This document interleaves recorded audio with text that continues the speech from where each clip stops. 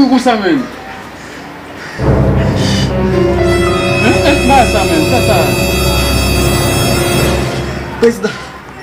Président a ban enveloppe. Je ne pas me courir.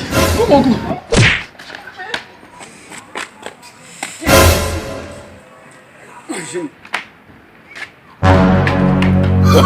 Oh, no.